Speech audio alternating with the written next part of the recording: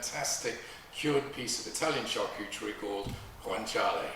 This heralds from the central and southern regions of Italy and is used predominantly as a flavour booster as well as being intrinsic in many types of cooking, stews and casseroles and beans, but also a lot of pasta dishes, the most famous of which is pasta alla carbonara, which hopefully you've heard of. And if you want to find out some more recipes and dishes that you could use your guanciale in, then you can have a look at mypinchofitaly.co.uk, link in the description below.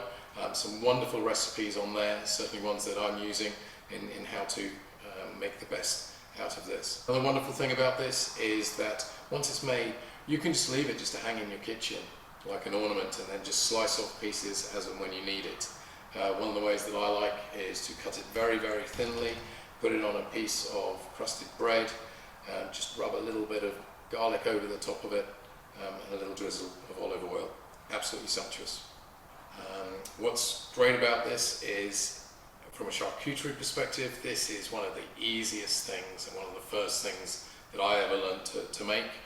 So if you're a beginner, you haven't made anything like this before, this is very forgiving. It's a very robust piece of meat here that we have, and it's almost impossible to muck it up. Okay, there's only one thing that you have to get right, and we'll talk about that in a moment. So first of all, these are the pig jowls. These are the bits on the side of the face. Here in England, we kind of prize this part here, which is the eye of the pig's cheek, but for this we're going to be using the whole thing. When used in cooking, its robustness and strength of flavour really adds another dimension to your dishes. So it's absolutely wonderful to cook with, and once you've got this hanging, you'll be slicing off it in most of your dishes, trust me. Happens all the time. Okay, so in terms of prepping our meat, this here is something that we don't want. This is the gland. Okay, when you get this from the butcher, it may or may not come with a gland. We want to cut this out. It's not particularly nice after it's been through the curing process. We want to leave it with the skin on, okay, and it may or may not come with hair. If it comes with hair, you can get yourself a razor or a sharp knife, or I just tend to use a bit of a blowtorch. You can just burn off the hair. Okay, so now I've removed all the hair. I'm now going to prepare this piece all ready for the next stage. Okay, so I've now washed and trimmed up and de-haired my jowls. I'm just going to be using one for this instance. We want to get the most out of this. Remember that the jowl is a very hard-working muscle on the pig, and it's going to be absolutely packed with flavour. We want to get the most out of that. So for this, I'm going to be taking this jowl here, and we're going to talk about the curing mix. The most important thing that you need to know is the magic number 3. Okay, this is the base for a lot of traditional curing. 3% is how much salt we want for the piece of meat that we're going to be curing. In this instance, this piece here weighs 670 grams. 3% of 670 is 20.1. So for here I've got 20.1 grams of salt, and for this salt I'm using sea salt. Sea salt, a kosher salt, Maldon salt. I try to steer away from using a cooking salt or a table salt, just because these have anti-caking agents in, which I don't really want when I'm talking about using my meats and in what I'm making here. So here I've got my 20 grams of salt. I've then here got 10 grams of freshly cracked black pepper. Okay. And then after this, it's entirely optional. You could use anything from your fennel to some garlic to some chilli to brown sugar to any other herbs, sage, thyme, whatever you fancy. For this, I'm going to be going with a little bit of rosemary. I'm just going to pick off and tear up in there a little bit. Then going to crush a couple of cloves of garlic, just throw it all in there, like so. I've then got a couple of juniper berries, just going to give those a little bit of a squish, pop them in there, and then I'm just going to add a few chilli flakes, and oh, it smells fantastic. I'm just going to give this all a good mix up now. Now the most important thing that we're going to do now is we are going to use all of this cure. So when it comes to the next stage of rubbing and massaging this all into a bit of jowl here, we want to take the time, make sure we use it all. And this is all going to be going into a Ziploc bag. I want to make sure I get all of it out. Now I want to make sure this is really getting some love. I want to massage it into all the nooks and crannies, make sure I'm getting salt everywhere, rubbed in, not missing anywhere. On the sides as well. Give it all a good rub. Smells fantastic. The other wonderful thing is that you can just do this in your domestic fridge at home, which is going to be the next stage. So, at the moment, there we go. Looking lovely. Well, next up, what I want to do is get myself a Ziploc bag. Hang on, need some magic. Okay, so what I'm going to do here is make sure to get all this curing. So first of all, I'm going to take all of my jar, get that in there. And then I want to make sure that all of this cure is going into the bag. What's going to happen here is, first of all, the salt is going to start drawing the water out from the mussels. And that starts to make it inhospitable for bad bacteria because they're then dry cells.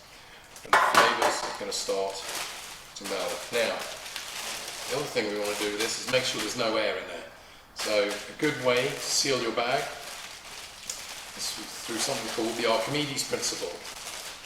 Have you learnt this at school? What you can do is, if you take your bag like this, if you submerge it into the sink full of water, the pressure of the water on the bag is going to constrict over, pushing all of the air up out of the bag. You can then seal it in time.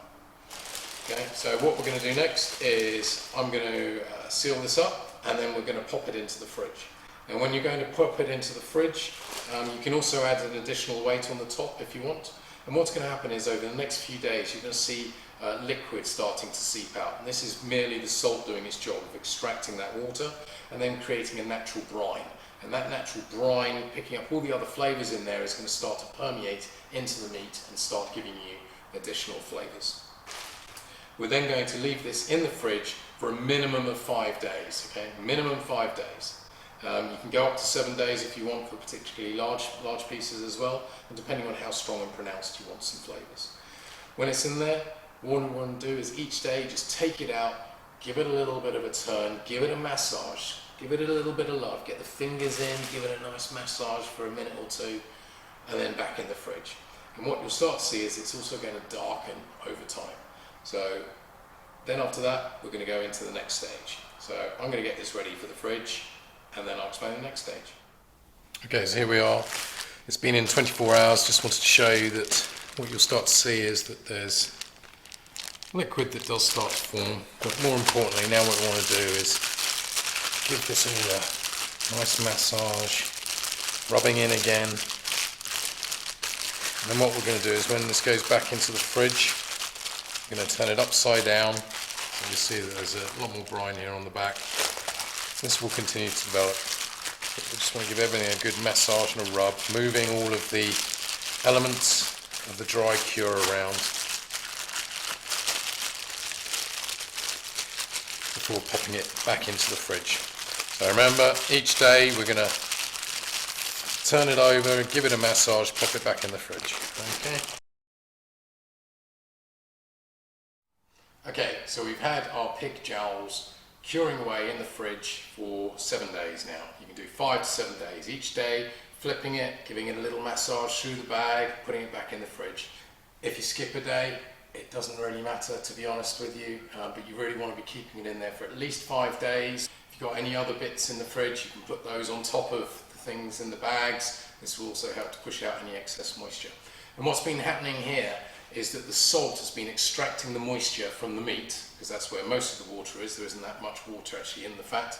And then at the same time, all of the wonderful aromatics and spices that we've been putting in are going to be sucked into the meat. So it's kind of osmosis for the salt to take the water out, and then the flavours going into the meat. After that, you're just going to wash them lightly in water. No need to be scrubbing away at anything. It's just a case of washing off any of the cure that's there. If some happens to stick on, it's not the end of the world either. And what you'll notice is that it's all darkened. And this is all part of the process. So this is all just recently been washed. Now what we can do is take a clean tea towel and we're just going to dry it. We're just almost going to pat dry it all. We almost want a little bit of tackiness. Okay, so we finished patting down and drying our pork jowls. Okay, getting into all the crevices. Next thing we want to do is there'll be a thinner area of mainly skin, which is up to here. So here's the eye. This is the coveted piece for the pig's cheek. But here, up here through this big bit of skin, we want to puncture a hole, which you can do with a knife or whatever. And then it's just a case of sticking your string through the hole. String through the hole. Tie that into a loop.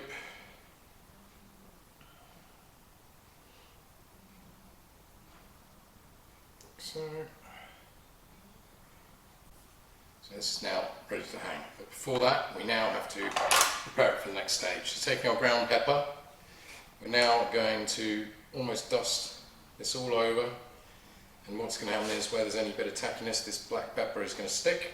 And this is going to do two things now. One, it's going to add some additional flavour. Secondly, it acts as a kind of preservative against any flying bugs, etc. And you want to make sure that you get some of the pepper into all the crevices, especially down the sides. Like that. And there we have it. Okay? Doesn't look like much now, but it's already going to start tasting fantastic. Now it's a case of hanging it in a room temperature, kind of room 18 to 20 degrees is fine. Out of direct sunlight, I just hang mine over here. And you want to leave it, if possible, 4 to 5 weeks, okay? During which time it's going to lose some weight, and then you can just start hacking away at it as you need it, leaving it hung up. You can store it back in the fridge after this drying period, but once it's there, you'll just be hacking it off, and it adds a wonderful kind of robust porkiness and a real depth of flavour to a number of Italian dishes. And if you're looking for some inspirational ideas of where you can use your guanciale, you can go and have a look at mypinchofitaly.co.uk, which is also down here, and also in the descriptions, which give you lots of wonderful ideas of where you can use this inexpensive and hugely flavoursome piece of meat. Don't forget to like and subscribe if you enjoy our recipes and learning more about traditional charcuterie. You can also check us out on our website, thecraftcookhouse.com, where all our recipes are also available, or you can follow us on Facebook as well, at Craft Cookhouse. So until next time, see you later.